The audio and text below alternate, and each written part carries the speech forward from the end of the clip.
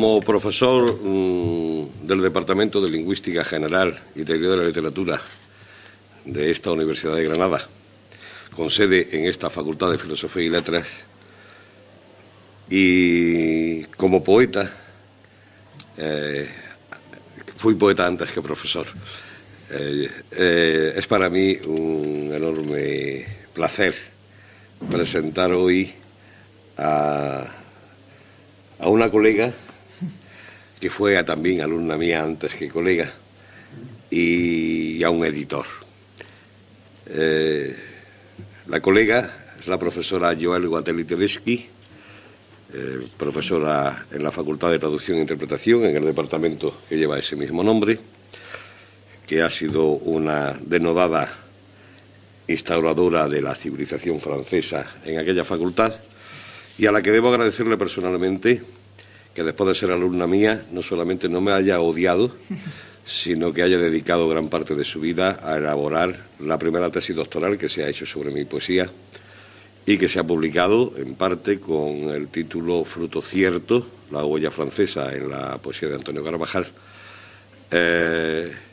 un volumen además muy bien presentado porque pierde todo el aire de tesis doctoral para convertirse en una monografía con una cubierta esplendorosa del pintor y académico de Bellas Artes Miguel Rodríguez Acosta, editado por Registro de Literatura, y posteriormente de los muchos materiales que Joelle acopió para la elaboración de su tesis.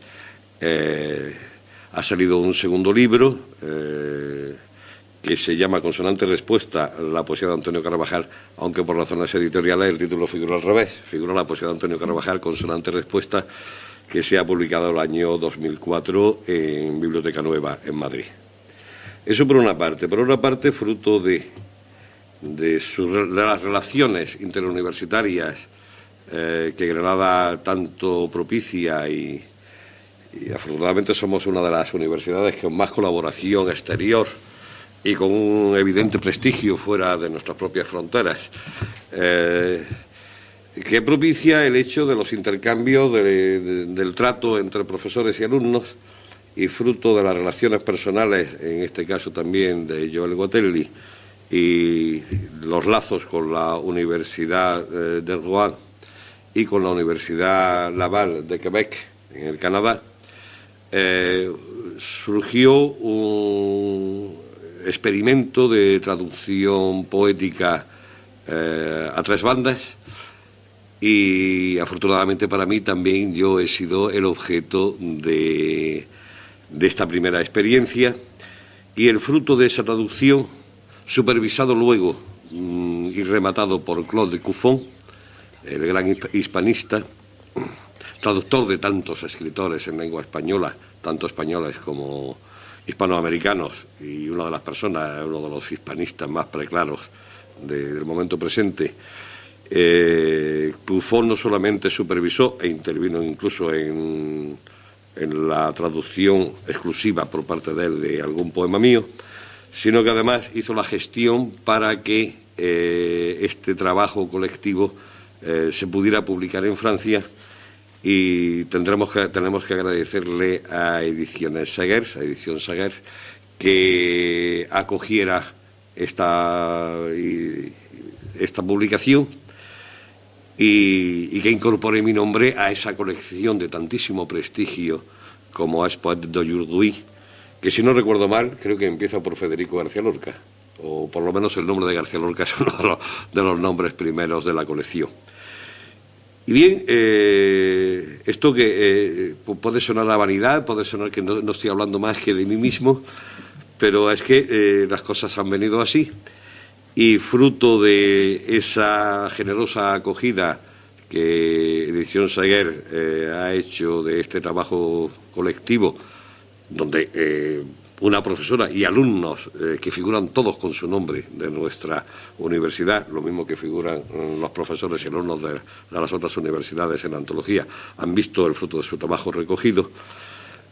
Digo que esta generosidad de Edición Segers se multiplica hoy con la presencia aquí de su director literario, Bruno Doucet, que ha querido venir a Granada para presentar públicamente esta edición en un acto que se realizará hoy mismo, con esta misma fecha, en la sede de la Fundación Euroárabe. El acto está amparado, organizado por la Academia Granadina de Buenas Letras, y para mí ha sido una alegría poder recibir en casa a Bruno Doucet, en esta casa en concreto, en esta facultad, porque estamos hablando de una de las grandes editoriales francesas, de uno de los sellos editoriales con mayor prestigio desde su fundación, creo que fue en 1944, y además de una editorial que tanto ha hecho por la poesía contemporánea y en especial por la poesía en lengua española.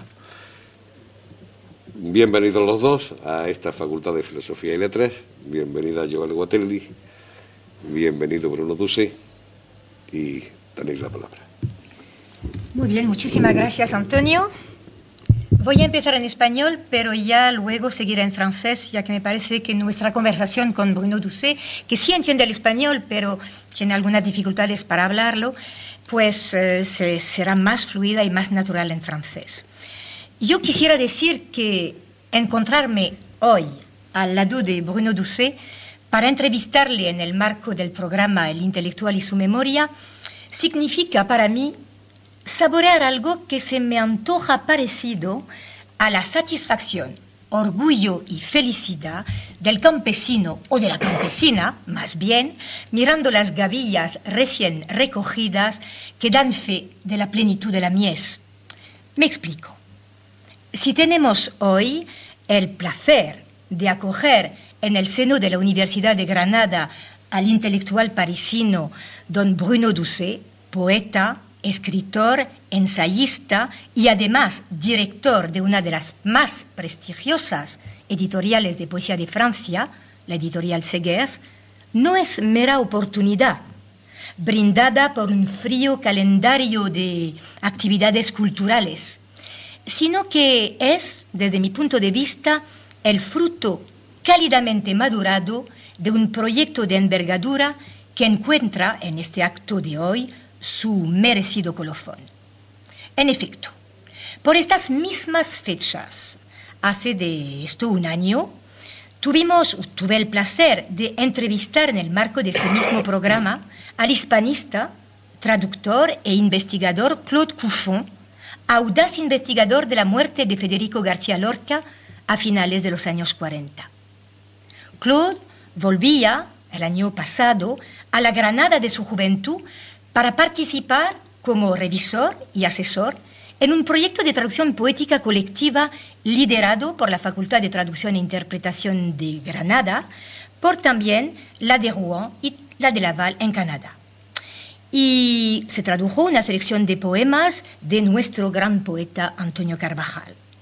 La semilla de esta traducción ha fructificado, ya que tuvo la inmensa suerte de arraigar en el terreno nutricio de la editorial Segers, que en la persona de usted, señor Doucet, la acogió, la mimó y le permitió madurar en una antología bilingüe de título muy sugestivo, Si proche de Grenade, tan cerca de Granada, o a Granada, antología que significa nada menos que la introducción de nuestro gran poeta Antonio Carvajal por la puerta grande en el mercado editorial francés. Hoy, pues, me permito empezar esta entrevista recordando la labor que nos da el privilegio de acogerle hoy en su calidad de intelectual intrépido, insertado, en efecto, en esta feliz estirpe de intelectuales francófonos que se han interesado por la cultura española o la cultura hispana y que nos ha permitido a nosotros españoles, y me cuento yo como española, intimar con esta nuestra cultura. Si Claude Cuffon, y esto hay que recalcarlo, fue el investigador audaz de la muerte de Lorca, se vinculaba y vinculaba su labor a uno de los más amargos golpes asestados contra dicha cultura.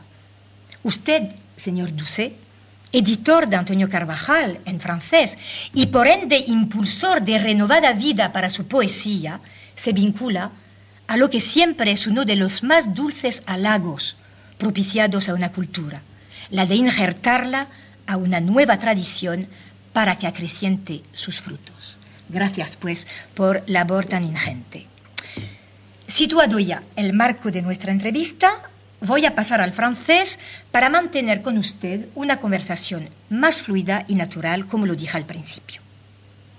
Bienvenue donc, Monsieur Doucet, dans cette université de Grenade qui se réjouit d'accueillir un intellectuel dont la mémoire personnelle, déjà très riche, a pu s'enrichir encore de celle pléthorique de la maison d'édition Segers que vous dirigez à présent. Mais avant de revenir sur cet aspect capital de votre expérience, j'aimerais que vous nous situiez votre itinéraire personnel, celui d'abord du professeur de français que vous fûtes. Écoutez, bonjour, et bien volontiers. C'est d'abord l'itinéraire d'une personne qui n'a pas encore de mémoire, ou plus exactement, qui ne sait pas encore qu'il devra un jour assumer la charge d'un passeur de mémoire, c'est-à-dire d'un intellectuel engagé dans les débats de son temps. C'est donc quelqu'un qui, comme tout un chacun, tente d'inventer son avenir à travers des études, à travers un parcours d'enseignant, itinéraire classique d'une banalité absolue de quelqu'un qui suit des études de lettres en classe préparatoire, qui est un peu boulimique, comme on l'est assez normalement à l'âge de 20 ans, qui obtient un DUG de lettres, de philosophie, qui s'intéresse à la géographie, qui prépare une double licence de lettres et de philosophie, qui restera d'ailleurs inachevée, qui prépare un mémoire de maîtrise sur un sujet qui peut paraître tout à fait incongru, sur lequel peut-être je reviendrai, la poétique de la vitre, dans la poésie contemporaine. La vitre, non pas la fenêtre. Et puis, c'est rapidement, bien sûr, l'itinéraire d'un jeune enseignant qui parcourt une partie de la France dans tous les sens, le Jura, Nice, la Normandie, la région parisienne, le Massif central, la Champagne, pour se frotter finalement aux réalités de l'enseignement, et qui se promène aussi, j'allais dire, dans toutes les coursives de ce grand bateau qu'est l'éducation nationale.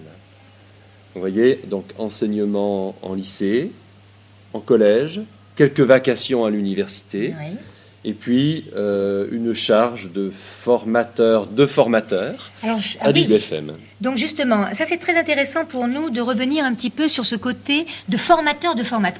Vous étiez donc à l'UFM, c'est-à-dire à l'Institut universitaire de formation des maîtres, oui. Qui servent donc à former aussi bien les professeurs des écoles, comme on dit, que les professeurs de collège et de lycée. Oui, oui. Alors, à l'intérieur donc de cet Institut de formation des maîtres, comment concevez-vous la formation littéraire des intellectuels qui se destinent à l'enseignement ? Écoutez, il y aurait beaucoup à dire sur cette question. Difficile de dire ce que devrait être l'enseignement idéal. Et il est beaucoup plus important, je crois, de constater qu'il faut faire avec une situation qui est à la fois confuse et paradoxale. Elle est confuse parce que nous sommes, et je crois que c'est la même chose en Espagne, dans une période de très forte mutation, où les publics scolaires sont aujourd'hui très hétérogènes. Ils se transforment très rapidement. Vous savez qu'en France, aujourd'hui, 80% d'une classe d'âge obtient le baccalauréat. C'était des objectifs pour les années 2000, et je crois qu'ils sont tenus. Nous sommes aujourd'hui à 78 ou 79% d'une classe d'âge. 62%. Non, la progression est très très forte. Bien. C'est un choix politique, mais qui n'est pas sans poser un certain nombre de problèmes. Et puis, c'est une situation paradoxale, parce que finalement, les enseignants à l'université les étudiants ne sont guère préparés à ce métier très difficile qu'est l'enseignement. Donc il faut finalement, lorsqu'on est enseignant, faire avec, et lorsqu'on est formateur de formateurs, envisager les choses d'une manière extrêmement pragmatique. Alors je dirais que mon travail finalement au cours d'une dizaine d'années de ce type de charge était à la fois je crois très spontanément, de transmettre un enthousiasme et une passion pour la littérature qui préside à tout le reste. Oui, tout à fait. Ça, c'est une évidence. Montrer aux enseignants de lettres qu'ils doivent aujourd'hui, je crois, assumer et revendiquer leur statut d'intellectuel, car il y a une sorte de désaffection, de désertion aujourd'hui par rapport à cette charge. C'est un mot suspect. Oui, c'est un mot suspect. Il l'est dans les classes de collège, par exemple. Un élève de 11 ou 12 ans un peu brillant est rapidement taxé d'intello, et c'est extrêmement péjoratif. Et les enfants le vivent mal, mais je crois que les adultes le vivent mal également aujourd'hui. En tout cas, il y a une manière de démission qui est tout à fait préjudiciable, parce que nous vivons aujourd'hui, le professeur de lettres, l'écrivain vit dans un monde qui est dirigé par des bureaucrates, des technocrates, par des gens qui accordent une importance majeure aux mathématiques ou aux sciences, et qu'il est aujourd'hui essentiel de redonner confiance aux professeurs de lettres et de leur faire sentir qu'ils ont un rôle majeur à jouer, à la fois dans la transmission d'une mémoire nationale, patrimoine, et dans l'invention d'un avenir. Exactement.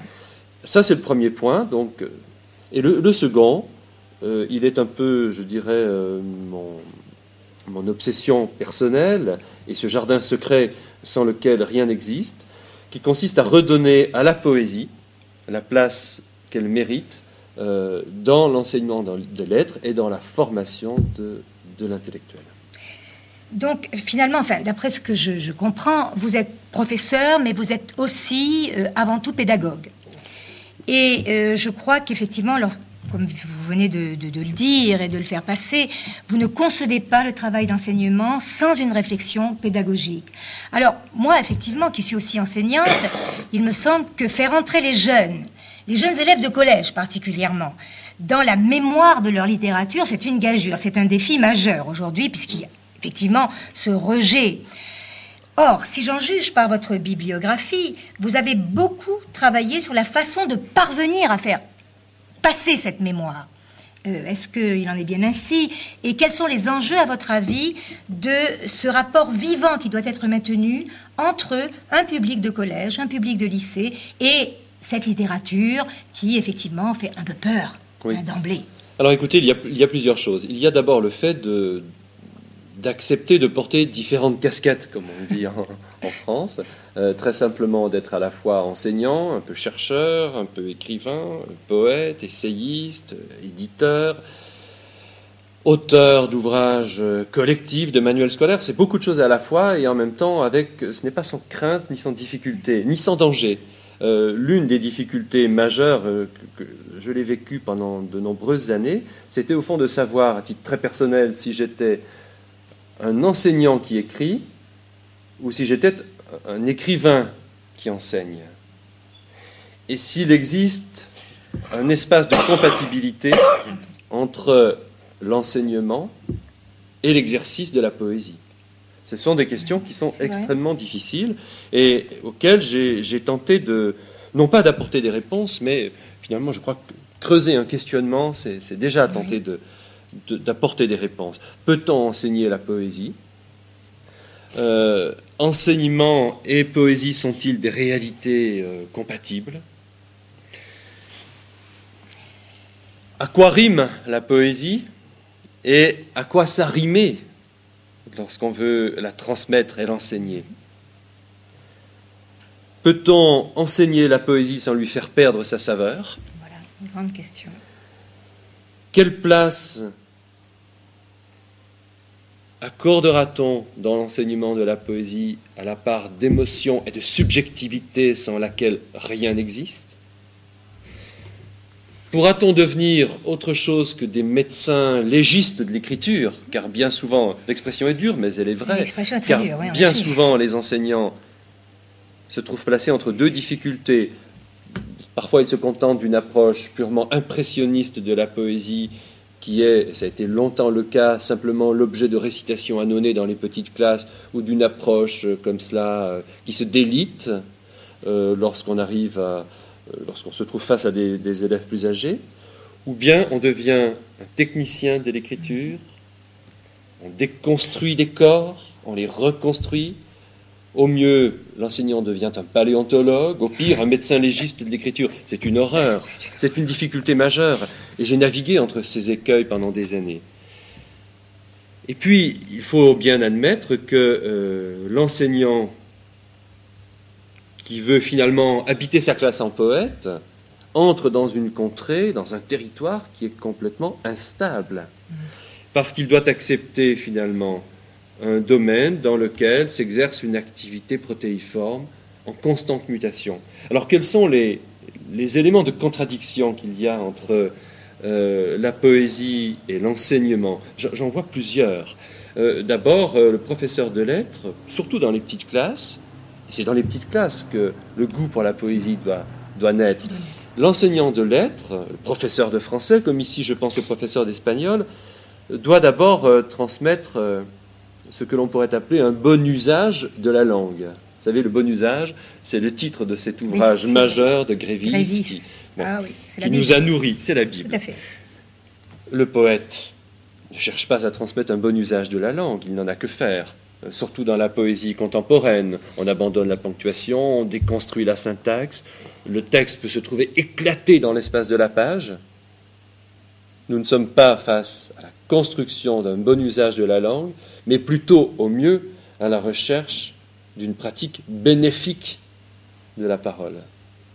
C'est donc, il y a là une contradiction majeure, et il n'est pas sûr que l'enseignant accepte de faire entrer la poésie dans sa classe, parce que ce qu'elle apporte peut être de l'ordre de la déconstruction du savoir pédagogique. Donc, c'est accepter une perturbation majeure. Donc, je comprends les enseignants qui restent à distance. Le deuxième point, celui-ci est plus métaphorique et plus banal. Je l'emprunte à un titre d'un recueil d'Édouard Glissant. Je sais que vous l'aimez tout particulièrement. Absolument. Pays réel, pays rêvé. Il me semble que l'enseignement du français, de la littérature, c'est le fait d'arpenter, d'inventorier un pays réel. L'enseignant est un peu finalement comme ces voyageurs occidentaux, ces écrivains des siècles passés, chargés d'effectuer l'inventaire du monde, d'un monde qui est celui de la langue, mais qui a sa propre vie. Et on sait qu'une langue, comme un pays, comme une civilisation, comme un être humain, a sa propre durée, sa naissance, son développement et parfois sa mort. Donc il s'agit là d'établir une espèce d'inventaire du monde linguistique et littéraire, d'arpenter un pays réel, de se confronter à cette réalité. Le poète ne cherche pas forcément cela, il est plutôt dans le rêve, dans la construction parfois utopique ou désenchantée, d'un pays rêvé. Et puis enfin, le troisième point, peut-être le plus important, l'enseignement de la littérature repose en France et depuis très longtemps sur une culture du commentaire, de la glose. Tout à fait. Tandis que le poète, lui, travaille les matériaux du langage. Il n'est pas dans la glose, il est dans la glaise. Oui, bien. Celle des mots qu'il va façonner, comme le dit René de Pestre, dans un poème que je vous lirai peut-être dans un instant, avec ses mains amoureuses de potier. C'est vrai. Et enfin, dernière remarque, avant peut-être de vous lire ce texte de René de Pestre, l'enseignant cherche à clarifier constamment ce qui est opaque, et Dieu sait que la poésie offre une opacité. Le poète opacifie ce qui est clair par le jeu des métaphores, par la recherche d'une polysémie parfois maximale, songeons surréaliste.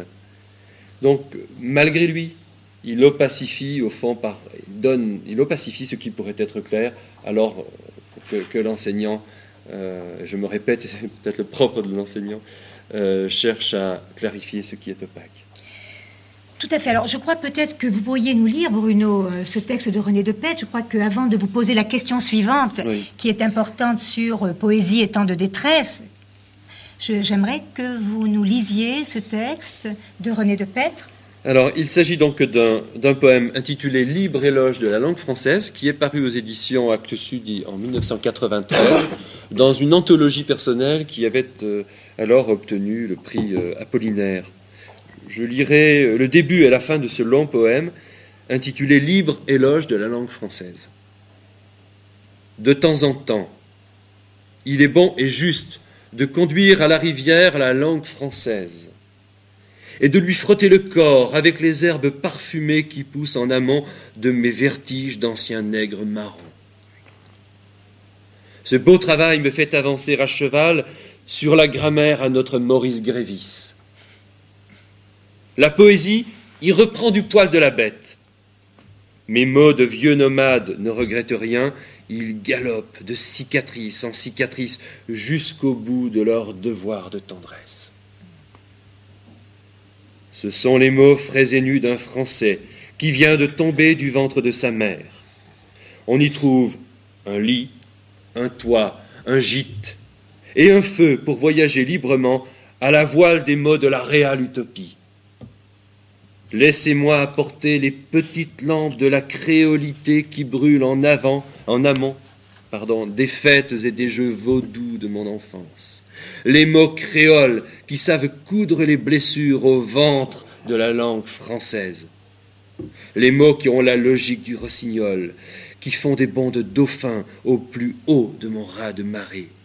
Les mots sans machisme aucun, qui savent grimper toutefois à la saison bien lunée des femmes. Mes mots de joie et d'ensemencement profond, tous les mots en moi qui se battent pour un avenir heureux. Oui, je chante la langue française qui défait joyeusement sa jupe, ses cheveux et son aventure sous mes mains amoureuses de potier. C'est magnifique. C'est absolument magnifique. C'est magnifique, c'est magnifique. Et ce texte condense de façon incroyable tout ce que je pourrais dire aujourd'hui. Tout à fait. D'ailleurs, je crois que la littérature française a beaucoup à attendre du français des Caraïbes et de cet apport extraordinaire de tous les auteurs de la créolité. Moi, j'ai été éblouie par cette découverte. Ça m'a remis en selle par rapport à mes attentes par rapport au français. Et je trouve dans ce poème de quoi alimenter mon espoir. Absolument. Non seulement elle a beaucoup à attendre, mais elle a aussi des torts à réparer, des choses à prendre en réparation et des dettes à payer. Alors justement, ça nous permet, Bruno, d'aborder un thème qui vous est cher et qui m'a beaucoup frappé lorsque vous parlez de poésie. Vous parliez tout à l'heure donc de la difficulté d'enseigner la poésie dans une classe de collège, parce que nous sommes en fait là aussi dans des temps de détresse. Et la poésie et les temps de détresse ont beaucoup à voir. Oui. Alors vous avez rencontré bien des poètes, vous avez vu des hommes, vous avez vu des textes. Quel rapport garde la poésie avec les temps de détresse ? Et vous savez, je crois qu'effectivement, c'est la grande question que posait Hölderlin. Pourquoi des poètes en des temps de détresse ? Je pense que la poésie, tout simplement, est ce qui peut sauver le monde. Je le crois profondément. En tout cas, elle est capable de sauver la vie d'individus. Nous connaissons tous des hommes et des femmes désespérés, frappés par des épreuves terribles, intellectuelles ou non, qui ont été sauvés par la poésie. J'en ai rencontré dans des ateliers d'écriture, des gens qui n'avaient aucun rapport à la culture littéraire, des Français ou des Françaises qui n'avaient jamais entendu parler de Jacques Prévert, qui est le plus populaire de nos poètes.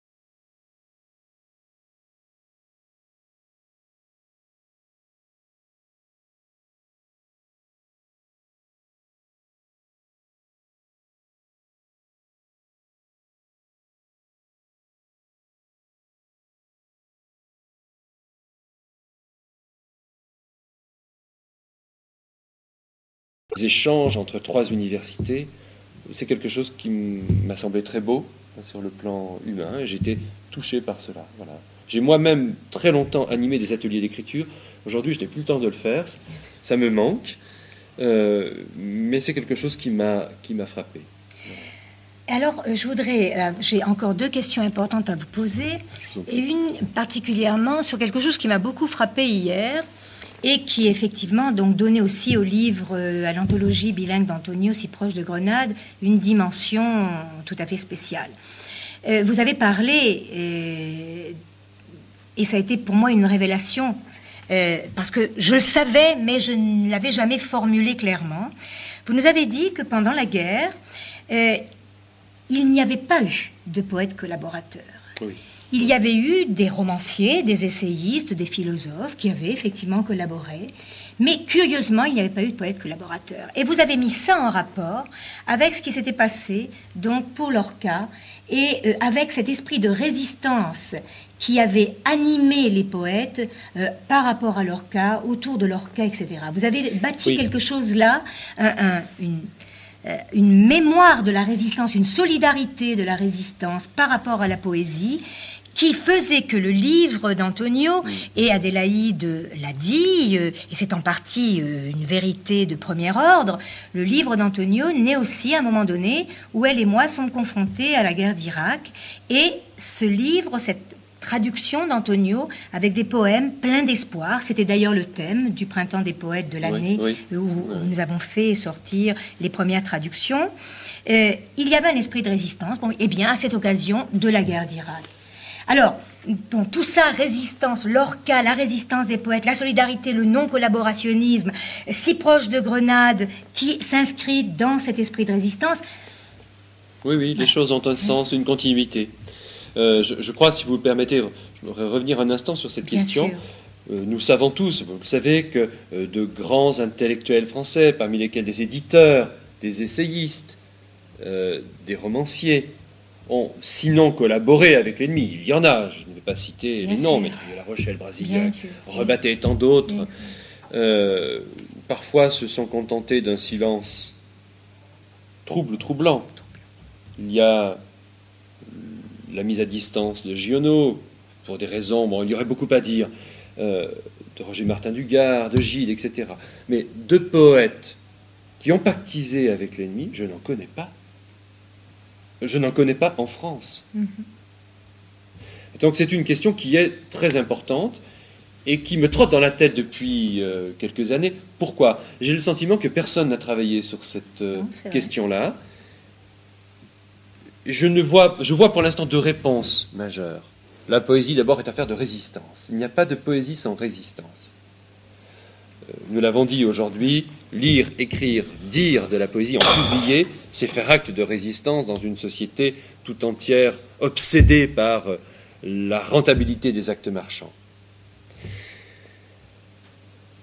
Mais c'est aussi le fait, je crois, historiquement, que si la guerre a commencé en Europe et en France en particulier en 1939, pour tout un chacun, les poètes avaient déjà pris 3 ans d'avance. Parce que la guerre commence pour les poètes en 1936. Si je ne m'abuse, le 20 août 1936, c'est bien c'est la date. La fecha de muerte del asesinato de Lorca es el 20 de agosto de 1936. C'est le moment où les poètes sont frappés par cette stupeur, où ils ont une conscience très nette de la barbarie qui est en train de se dessiner. Je crois. Et va naître à ce moment-là ce que l'on pourrait appeler une internationale de la solidarité poétique. Et puis j'entends internationale au sens politique du terme, parce que, naturellement, le grand mouvement de pensée communiste s'est enraciné à ce moment-là, d'une façon très forte. Et des poètes comme Jean Val, en France, Éluard, Aragon, René Char vont rencontrer les artistes, peintres, poètes, espagnols, sud-américains, chiliens, Pablo Neruda, entre autres. Et va naître donc à ce moment-là un très vaste mouvement de solidarité poétique, de sorte que la barbarie enfin dévoilée sur le sol français en 1939 n'était absolument pas une surprise pour nos poètes. Ils étaient prêts. Et la mobilisation est venue d'eux. Vous le savez, Pierre Segers, c'était encore un jeune homme, il avait finalement 33 ans. Lorsqu'il est mobilisé à Villeneuve-les-Avignon, la première chose qu'il fait en arrivant dans sa caserne, c'est de fonder une revue. La revue PC. Entendez par là, poète casqué. Publiait des poètes au combat. Ah, c'est super. Et le livre, Absolument. le grand livre dont nous avons parlé tout à l'heure, La Résistance et ses poètes, rassemblera des poètes prestigieux, parmi lesquels Aragon, Éluard Achard et tant d'autres, mais aussi des anonymes. Absolument bouleversant, absolument bouleversant. Très bien, alors moi j'aimerais en terminer par quelque chose qui est peut-être apparemment de la nature du paradoxe, mais qui en fait, vous allez certainement nous dire que il n'en est pas ainsi. Vous avez parlé, vous avez évoqué tout au long de cette entrevue le travail de la mémoire, les temps de la détresse, la poésie comme résistance, c'est-à-dire un monde totalement plein, une mémoire pleine, un verbe au maximum de sa puissance, une prolifération des signes, une force des échanges. Or, je sais que vous êtes passionné par ce qui semble être tout le contraire de ce monde plein qui est le désert. Oui, alors, exact. ça, pour moi, c'est extraordinaire, parce que moi aussi, j'ai une fascination pour le désert, et le désert, apparemment, eh bien, c'est la mémoire vierge, c'est l'absence, c'est la solitude, c'est la nudité, c'est l'expression parfaite du schéma le plus épuré possible. Alors, quel en est-il de votre passion? Et je sais de plus que vous allez publier un livre que j'attends moi avec impatience déjà, et qui s'appelle Le Livre des déserts. Alors, parlez-nous de ça, parce que je crois que c'est extraordinaire d'avoir ce réservoir, non? Oui. Alors, un mot sur ce livre, avant Oui. d'aborder peut-être des questions plus essentielles. Il s'agit du Livre des déserts qui paraîtra aux éditions Robert Laffont dans la collection bouquins en octobre. Un livre de 1200 pages, 3 ou 4 millions de caractères, c'est un peu monstrueux, qui est un ouvrage collectif que je dirige, et qui est le premier livre, le seul, je crois, à aborder cette thématique d'une façon transversale, totalement pluridisciplinaire, en faisant appel à des géographes, des géologues, des ethnologues, des spécialistes de la faune, de la flore, des minéraux, des ethnomusicologues, car nous avons travaillé sur la musique des Touaregs, par exemple, qui s'intéressent aux déserts chauds, aux déserts froids, à tous les déserts de la planète, et non pas seulement le Sahara, qui s'ouvre aux sciences humaines avec toute une réflexion historique sur le passage au désert des premiers explorateurs, Hérodote, Marco Polo, Ibn Battuta, les grands voyageurs arabes, mais aussi les conquérants, les militaires, ceux qui sont partis à la conquête du Grand Sud algérien, du Niger, qui ont voulu fertiliser le désert, le coloniser, le désert des écrivains. Nous avons même réalisé 7 portraits, les 7 portraits et 7 piliers de la folie des déserts, consacrant quelques dizaines de pages à des gens comme Michel Vieuxchange, Théodore Monod, Laurence d'Arabie et quelques autres. Le désert des peintres. Antonio, 80 pages sont consacrées aux peintres qui sont allés au désert de Fromentin à Delacroix, en passant par d'autres. Et puis, une réflexion sociologique et philosophique sur les déserts. Pourquoi cet attrait pour le désert aujourd'hui?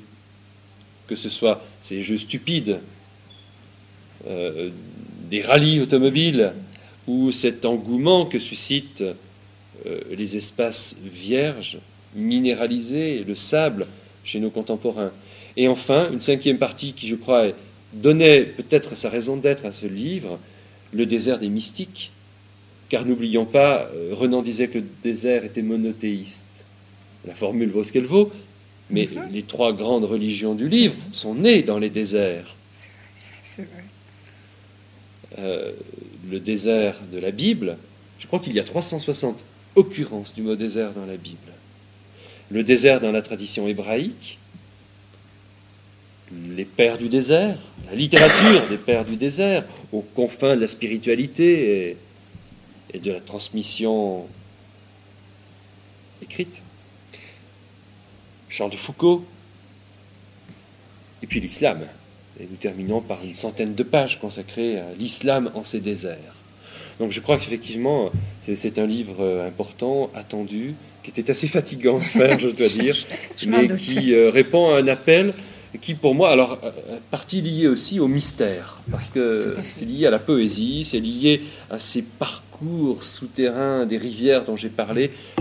L'eau est absente du désert, mais le sous-sol en est plein, vous le savez, et les Touaregs ont une aptitude, Touaregs et d'autres nomades ont une aptitude extraordinaire pour trouver l'eau sous les pierres. Marcher dans le désert, non seulement le Touareg est capable de lire les traces dans le sable où vous ne voyez rien, il est capable de vous dire, je l'ai vu, ça, un guide mort en Mauritanie, qui vous dit, il y a eu un combat, le combat de l'iguane, du varan et du serpent. Le serpent a mangé la tête de l'iguane. Et vous lui dites, mais qu'est-ce que tu me dis là? Oui, exactement. Oui, il est sous la pierre. Une pierre grande comme la moitié de cette table, et à 10 hommes nous l'avons soulevée, et nous avons trouvé un iguane, la tête dévorée par un serpent. Il avait lu cela dans le livre ouvert du désert. C'est quelque chose qui me bouleverse profondément. Comme je suis bouleversé de voir un guide ou un chamelier creuser le sable à tel endroit parce qu'il va retrouver le cours d'une source ensevelie par le sable. Alors, ce sont des choses qui me fascinent. Et si vous me posez la question, au fond, pourquoi à titre très personnel, je commence seulement à avoir quelques éléments de réponse, parmi lesquels le fait que j'ai eu un arrière-grand-oncle, capitaine de l'armée française, fils de paysans jurassiens, parti faire des études militaires. C'est une bonne chose, je n'en sais rien, je n'en suis pas sûr. Sorti probablement major de sa promotion, et désireux de partir à la fin du XIXe siècle, nous sommes dans les années 1890, à la conquête du Grand Sud algérien. Il fera partie de ce qu'on a appelé la colonne Tidikelt, qui part en direction du Tanezrouf, ce désert des déserts, en direction du Hogar, si vous voulez. Il part avec un petit groupe d'hommes pour effectuer des relevés topographiques, pour transmettre ensuite à l'état-major, à l'armée, des éléments qui vont permettre de cartographier le désert. Nous sommes toujours dans cet inventaire du monde dont j'ai parlé tout à l'heure. Mais il a une passion. Figurez-vous que cette passion, c'est la photographie. Il a réalisé 250 photographies, des vues stéréoscopiques sur des plaques de verre, allant jusqu'à photographier ses camarades au combat, prenant tous les risques, y compris celui d'être tué à l'âge de 32 ans, alors qu'il était en train de photographier une scène de combat. Et ces vues stéréoscopiques, ces plaques de verre, ont été restituées à la famille avec les effets personnels de ce martyr, de cette chose absurde qui a été la colonisation d'Algérie. Et lorsque j'avais 5 ans, 10 ans, on sortait de temps en temps une boîte avec 10 plaques de verre. Il n'y avait pas la télévision dans la famille. Et on me montrait religieusement ce trésor familial qui était enfermé dans un coffre par peur que l'armée française ne vienne le récupérer. Et je crois que ça a nourri mon imaginaire d'enfant de 2 façons. J'ai d'abord été assez rapidement, très tôt, habité par ces paysages. J'ai vu ce que pouvait être le regard de cet homme qui est allé au désert avec le désir de conquérir. Nous ne nous faisons pas d'illusions. Mais qui va passer du désert au désir, car on ne photographie pas ainsi les femmes, les enfants, les mendiants, les souks, les dunes, les palmeraies, sans éprouver un désir pour ce qu'ils voient, pour cette brûlure en soi que procure le paysage. Et ce désir, où mène-t-il? Je crois qu'il mène à la désertion. Voyez, il n'est pas allé jusque-là puisqu'il est mort à 31 ans. Mais je me plais à rêver d'un roman qui raconterait cela. Je n'ai pas encore eu le temps ni le courage de l'écrire, mais j'espère que cela viendra. Alors j'ai été habité par cela, et puis peut-être par une deuxième chose. Finalement, je pense que je suis né au début des années 60, en 61, au bord aussi d'une faille qui est celle de la guerre d'Algérie. Oui. Tout à fait. Que mon père a pu faire, il en est revenu marqué, etc. Et je vois là finalement les deux rives d'une fracture, celle de la conquête, de la colonisation, et celle de la décolonisation. Je crois que ma réflexion sur le désert procède aussi de ces conditions historiques. Eh bien Bruno, je crois que nous allons y rester là parce que le temps passe trop vite. Alors hier ou avant-hier, vous disiez que vous étiez un éditeur heureux parce que nous étions entre nous, hein, nous mangions bien, nous buvions bien, nous parlions bien aussi, je crois. Je crois que vous avez remarquablement parlé. Alors moi, je suis un professeur heureux, hein, heureuse, puisque j'ai pu donc vous interviewer et offrir donc à ce programme, l'intellectuel et sa mémoire, votre mémoire et votre mémoire, votre présent si riche, hein, et si fécond. Est-ce que vous me permettez d'ajouter simplement... Absolument, et si vous aviez un texte à nous lire pour... Oui, alors j'avais pensé une nouvelle, mais ce sera un peu long. Je vais simplement vous lire un très court poème, écrit à partir d'un tableau d'un peintre qui s'appelle Gilbert Conan, que je ferai rencontrer à Antonio quand il viendra nous rendre visite. Le tableau s'intitule « Par les villages ». Il a été peint dans le désert du Thar, aux confins de l'Inde et du Pakistan, où cet ami est allé, désert que je ne connais pas, et j'ai écrit ce texte à partir de ce tableau à un moment où un enfant d'origine éthiopienne entrait dans ma vie et où je me demandais ce que pouvait être une mémoire en lambeaux pour un enfant qui est privé du contact avec son pays d'origine, qui va devoir inventer un passé faute de pouvoir le retrouver. Et je me disais que fondamentalement, c'est cela le travail du poète. C'est quelqu'un qui invente la mémoire plus qu'il ne cherche à la retrouver. Alors je vous donne ce texte Merci beaucoup. En guise de conclusion. Par les villages. J'irai par les villages où sont les solitudes à remonter l'enfance. J'irai sur cette terre de peau cuivrée, de pain brûlé et d'ocre rougissant. Chemin d'amont, faille, silence, des pas à soulever la poussière des mots, à fendre le silex des rêves érodés, des pas à façonner ensemble des lambeaux de mémoire. Merci beaucoup. Merci à vous. Yo quiero agradecer muy vivamente, no tendré palabras suficientes para ello, pero las múltiples alusiones, todas tan generosas y tan graciosas para mí, y muchísimas gracias a los dos por esta conversación tan interesante y tan viva. Muy bien. Gracias.